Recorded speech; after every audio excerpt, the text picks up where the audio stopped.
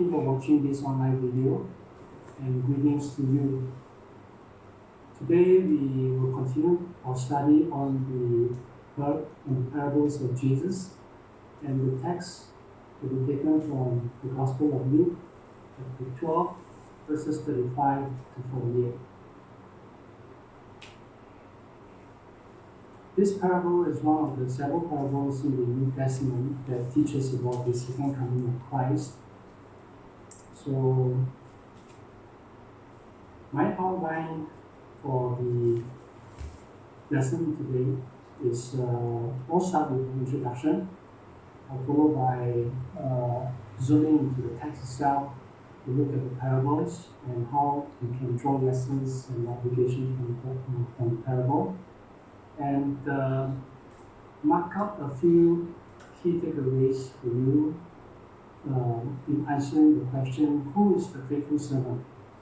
And finally, I'll do the conclusion, and we will end the Bible study.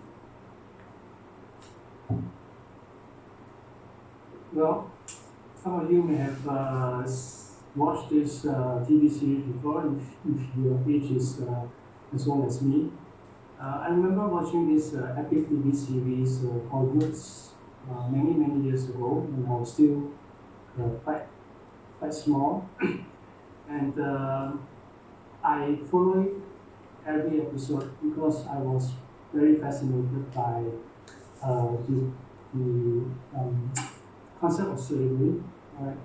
And many things are very new to me, and it's staged in the 18th century, where slavery was still very rampant in the United States.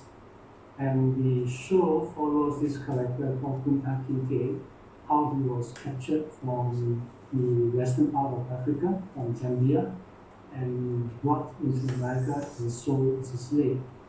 So that started my first experience what slavery is.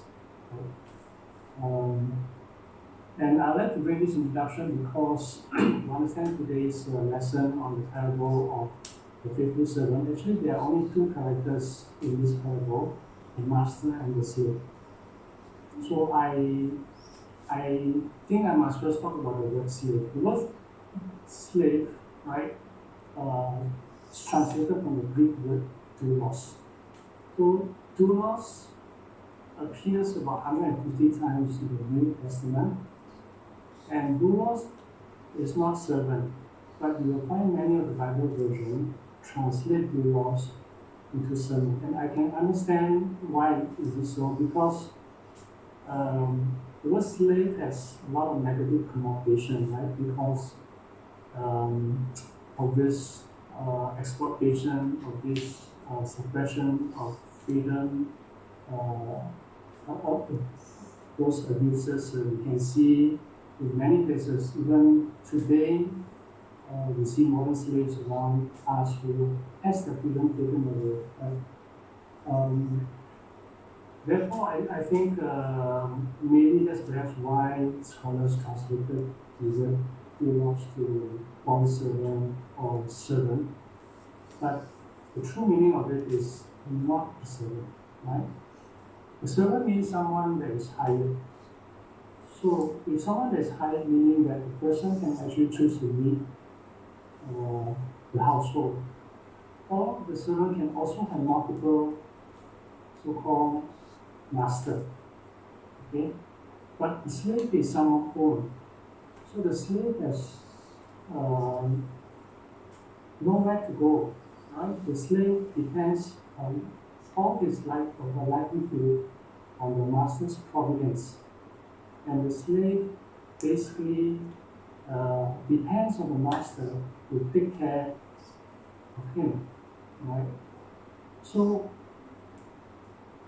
understanding the relationship, right, of this master and slave is fundamental. In fact, I would say that it is fundamental to our faith, our relationship with Christ, and how we do salvation and our identity as a believer.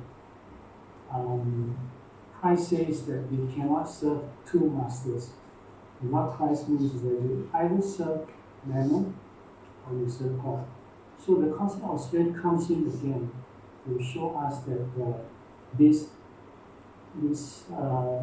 single-mindedness or undivided belonging, okay, of that slave to the master. Now, the early Christians leaders understand this concept very well. We study the scriptures, we know that there are many words that's used to describe our relationship with Christ, and like Christ is our Savior, Christ is our friend, Christ is our brother. At the same time, Christ is our Lord and Master, right? The early Christian leaders, they don't, or rather, when they pen their epistles, right, they introduce and they describe themselves, they identify themselves as slaves of Christ. So let's take a look at some verses here. Simon Peter, a doulos and apostle of Jesus Christ. Paul, a doulos of Jesus Christ, called the apostle and set apart for the gospel of God. James, a doulos of God and of the Lord Jesus Christ, and Jude, a doulos of Jesus Christ and the brother of James. So you can see that early Christians, they really understand that this relationship is born, okay, that they are totally and truly God only, right? And they are totally dependent on His grace, on His mercy, His sustenance to carry the faith forward. And we know that during the early Christian times, life is not as easy, and persecutions are, for Christians, evident in many of the early writings. So this doulos relationship gives them the security because they know that they belong to Christ. So let's start with the reading of the verses, and then I'll try to draw some application. Right, so Luke 12, verse 35 to 36, we start with two verses. Be dressed ready for service and keep your lamps burning. Like doulos waiting for their master to return from a wedding banquet, so that when he comes and knocks, they can immediately open the door for him. Okay, so dress ready for service. In the King James Version, it says, gird up your loins, right? Or let your loins be girded. So you can see this picture here. Let me just change to maybe a laser pointer. All right, you can see this picture here. This man, right, is wearing a very traditional tunic, a long flowing gown. In those days, they wear that. And there's a belt, okay, the girt around the waist. So the tunic is a good clothing to protect them from the weather, from the cold or the heat, but it impairs the movements of the wrists, right? So for the slaves to be able to do heavy works, they had to gird themselves by tightening the belt and sometimes pulling up the tail end of the tunic, right, up to the level where their legs are free to move. So this gird up your loins is an ancient way of saying get ready, right? So ready for work, ready for battle, gird up your loins. And the other thing is keep your lamps burning. So we can understand that this context here could be a night, right? Because the master is attending a wedding banquet. And the wedding banquet in traditional Jewish environment can take days or even can last deep into the night. So the servant had to be ready to receive the master when he returns home. Right? So to keep the lamp burning means that we have to be sure that they don't fall or stumble in the dark. And when I was young, I remember this thing that you see. It's called the kerosene pressure lantern. It's a very, you still can buy this today. It's a very, actually sophisticated piece of technology at the time already. Um, we use this pressure lantern to go about in the night. I used to go overnight jetty fishing, so we bring this lantern. We can prepare the lantern by putting kerosene inside the reservoir, pump it to a level, keep it pumped, and light up the metal that is inside the lamp. And once you pump the kerosene, it flows into a chamber at the top of the lantern. It comes out as fuel for the metal to burn. So if I do not keep pumping to make sure the pressure is firm or top up the kerosene when it's low, then the light will go off and I'll be in darkness. So to relight that lamp in darkness is very difficult because you can't see anything. So I would assume that although the olden days their lamps may not be that sophisticated, right? Probably just a wick and some oil. But they have to ensure that there's sufficient oil or the wick doesn't go out. If not, in the dark, things will happen, accident will happen, or light it again is going to be tedious. So this preparation is important because we know that the master is coming back. And they have to be, I won't say they have to be, but the master, when he is at the door, right, they open to receive him immediately. So I put myself and imagine this as, children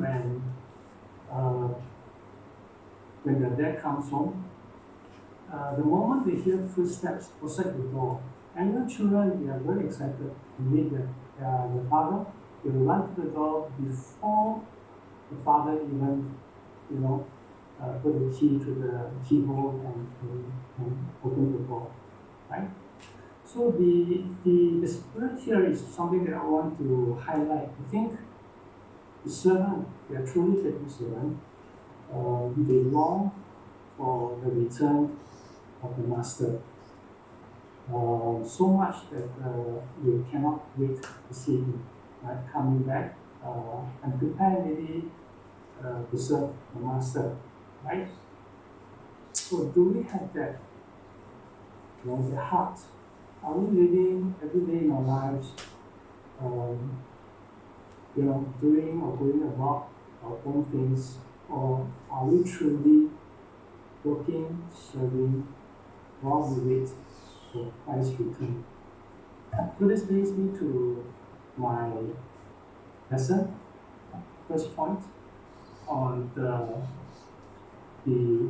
faithful servant is alert and sober, living continually in the light. The servants are very careful with how they live their lives.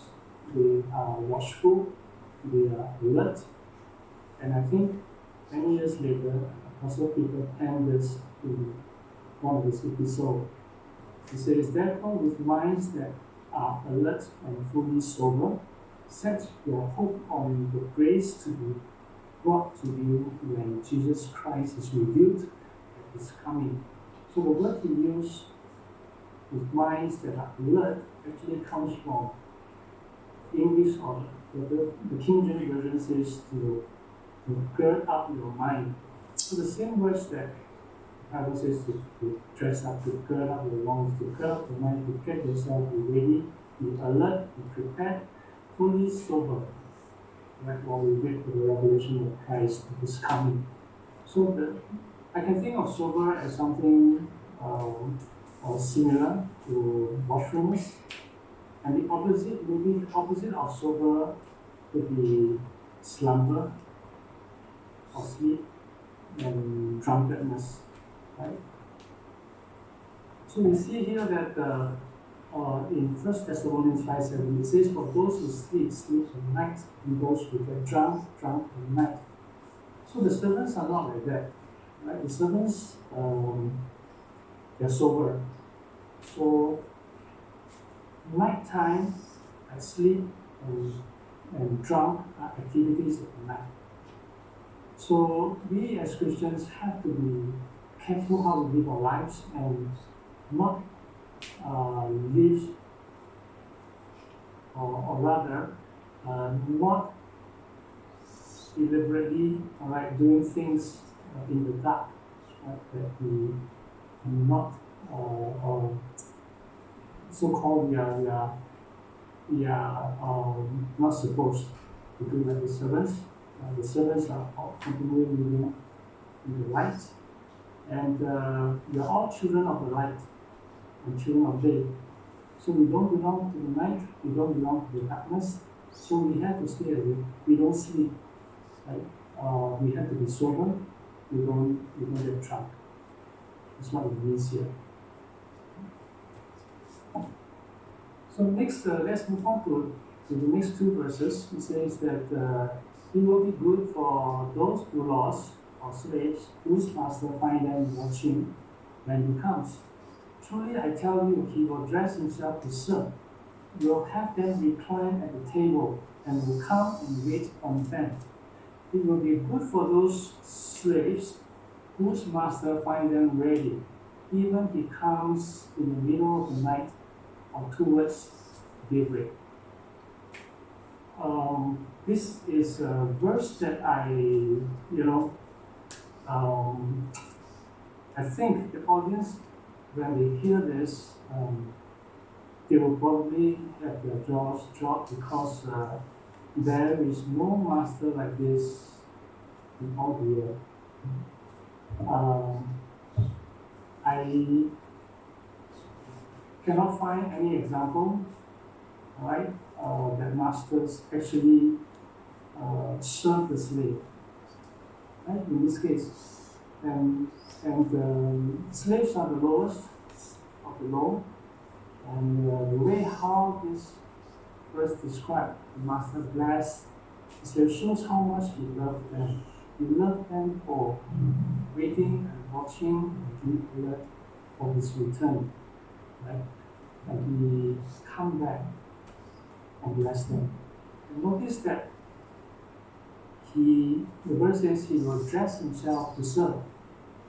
So coming back from the wedding banquet, you would imagine he had the wedding clothing with him. So he has to remove the clothing and has to put on another set of clothing that is ready to serve. Right? It's like putting on the slave's clothing ready to serve. And the next thing he says that he will recline them at the table. So in those times when we are reclining at the table, it means that there's a lot of food, because you don't recline if there's if there's one or two plates, but really if there's food there, it will take a long time to finish or to eat or to talk. So here he's making them to recline at the table and will come and wait on them. And this the master is preparing the food to serve them. Wow! I think this master is amazing, right? And do you think, is there such a master like this on earth? Right? Now let me show you this verse in 2 Corinthians chapter 2, verse 5 to 8. Right? It says that Jesus Christ, being in the very nature of God, did not consider equality with God something to be used to his own advantage. Rather, he made himself nothing by taking the very nature of a slave, being made in human likeness, and being found in appearance as a man, and humbled himself by becoming obedient to death, even death on the cross.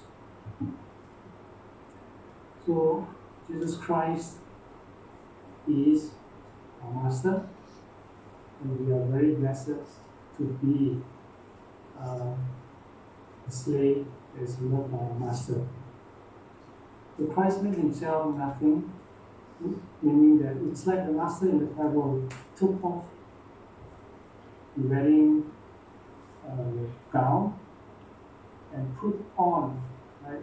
So taking the very nature of the slave, put on that slave dress and gird himself to serve.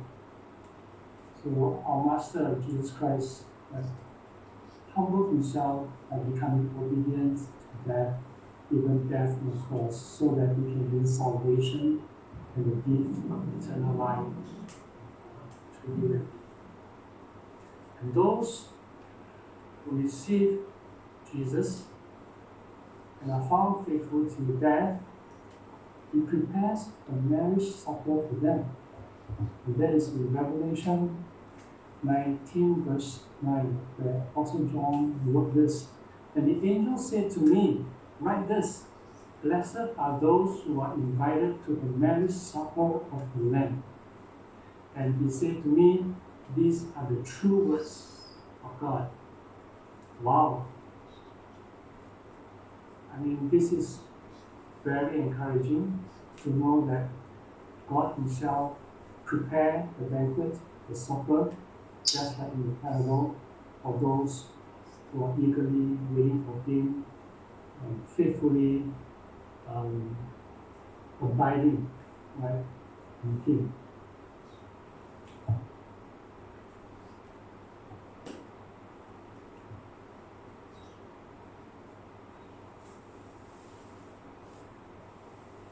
So next, let's read verses 39 to 40. Or 40. Right? But understand this, if the owner of the house had known at what hour the thief was coming, he would not have let his house be broken into. You also must be ready, because the Son of Man will come at an hour when you do not expect him. So the metaphor of the thief is used here.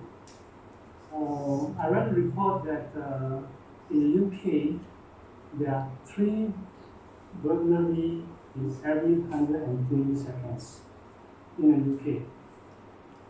And in the United States, there is 1 burglary every 13 seconds. That is a lot of crime, that is a lot of break-ins, okay? Because people are in the house, they are careless, they leave their keys around, or they didn't turn on the alarms when they go out, or things like that. So the parable here is asking us that when Christ returns, it's going to be sudden and unexpected. We must be ready. We must be ready. Sudden because we have no time to react. We won't have time to react.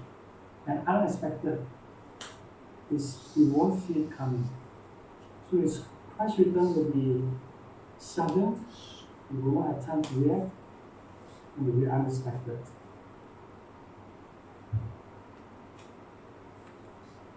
Next, Peter asked, Master, are you telling this parable to us or to everyone?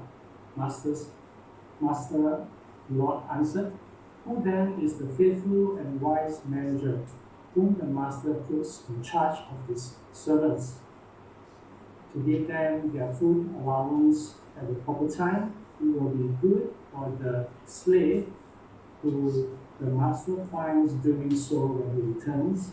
Truly, I tell you, he will put him in charge of all his possessions.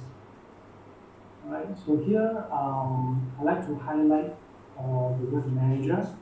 Right? The Greek word for manager or steward in some translation is oikonomos.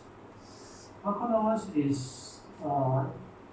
carries 2 base words. One is called oikos, which means house. Nomos, which means law, right? So it gives you an idea that the manager or the steward, right, the slave that is put in charge to steward the owner's other slaves or property has to do it according to the instruction and commandments of the master.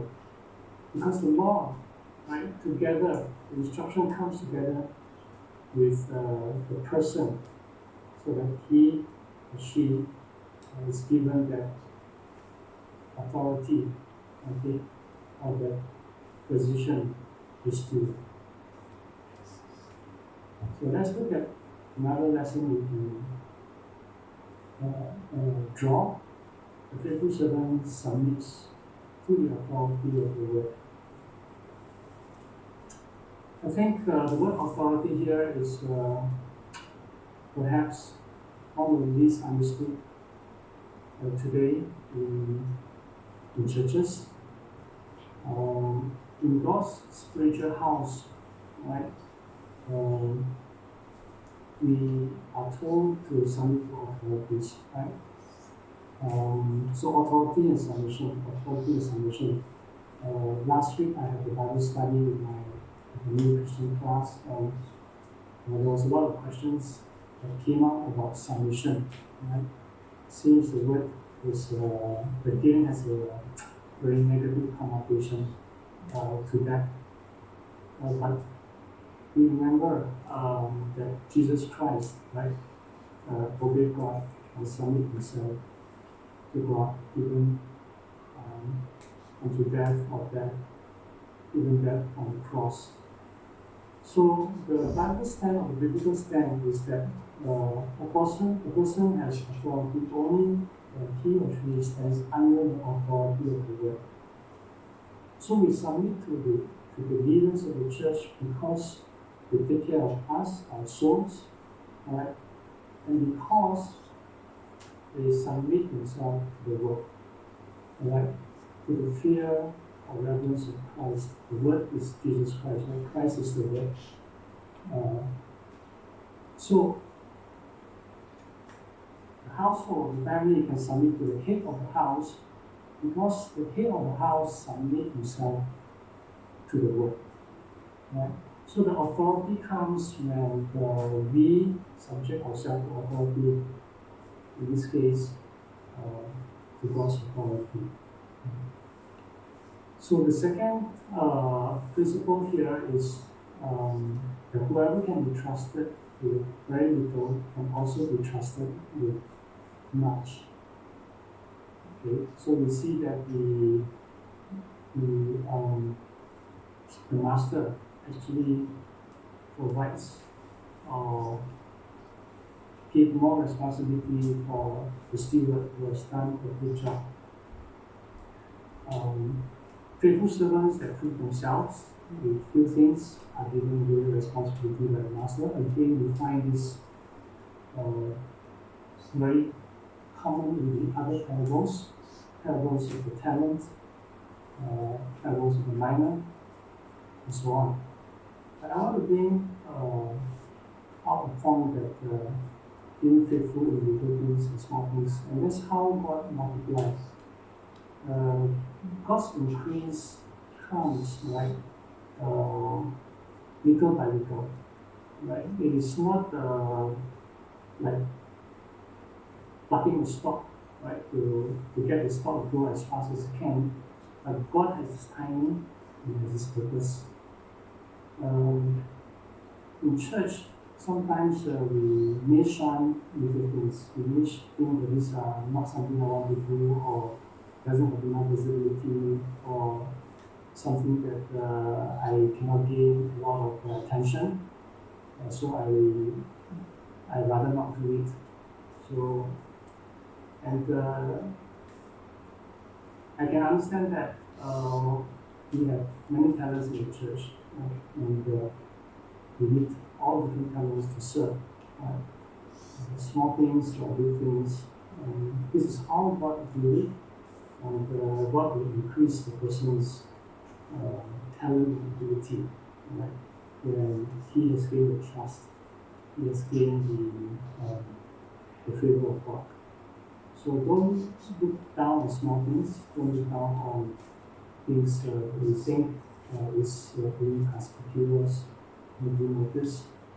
Actually, there are people who notice, there are people who know, who can see your heart in the service for the Lord. So I thank you for doing that, all the good things, okay, and that's how we become faithful to each other in small things. Next, let's read 45, 46. But suppose the slave says to himself, my master is taking a long time in coming, and then he begins to beat the other servants, both men and women, and eat and drink and get drunk. The master of that slave will come on a day where he does not expect him, and at an hour he is not aware of. He will cut him to pieces and assign him a place with the unbelievers. So, right? The unfaithful servants here will bring about a wholesale ruin of his life. Okay? You can see this unfaithful servant abusing the trust that the master has given him, beat up the other servants, right, get drunk, and so on, right, thinking that the master will not come back. Well, I would say that although the word here, drunk and all this, if you look at Galatians chapter 5, it is the work of flesh, right? So it illustrates that this servant is actually so-called a false disciple, right? And these servants will be placed with the unbelievers. That Christ, who said in Matthew 15, verse 8, these people honor me with their lips, but their hearts are far from me. They claim to know God, but they deny Him by what they do. They are detestable, disobedient, and unfit to do anything good. So this is what will happen. Right? To so-called false servants or false disciples of Christ who are using or taking advantage, right, of the spiritual household to do things with their own agenda. Right?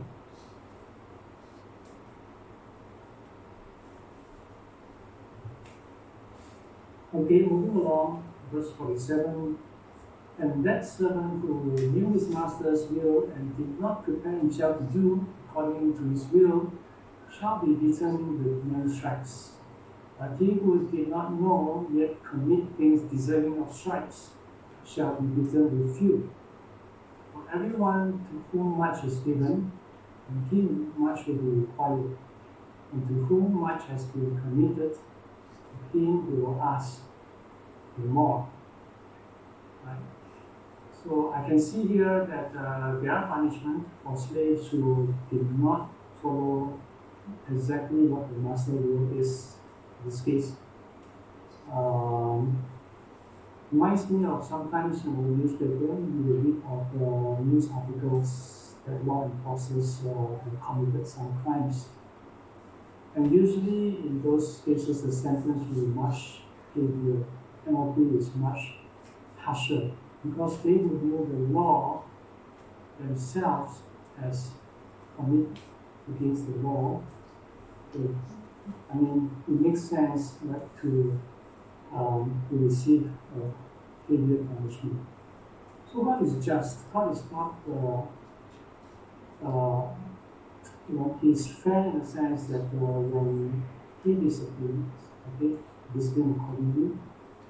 And I would tend to see these two verses as His discipline as education. It's a way to bring us back so that we can understand His work and His will more fully. So don't regard lightly the discipline of God, but also understand the Lord disciplining the one he loves, right? And chastise or to educate, right, every son who he receives, so that they can come back again to the fold. So greater consequences for those who know God's will but do not act upon it. The principle here is to whom much is given, much will be required. So what we can lesson here is Hebrews 7:6 to do the will of God. Here, the issue is not what I want to do, but the issue is what does my master want me to do. So there are many ways that we serve God, and sometimes when we serve God, we tend to want to, we're very passionate, we push our ideas, we run with it, but we may not have pause and think and pray that is that really what God wants us to do? Maybe God is asking me to do something else, and that thing may not be my comfort zone. Right? So God has His wisdom. God has His wisdom in all things. And sometimes we cannot be like God. We are not God. And we think that this is good. It's our good intention. But God may have other plans for us. Okay. So always check, always read the Word of God.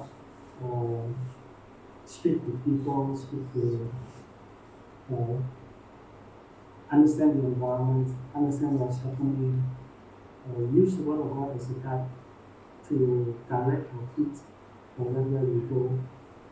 So in this case, to stay close to His will, as close as possible. So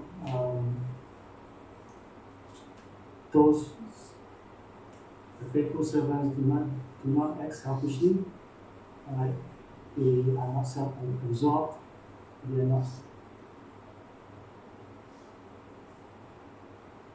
Another record daily.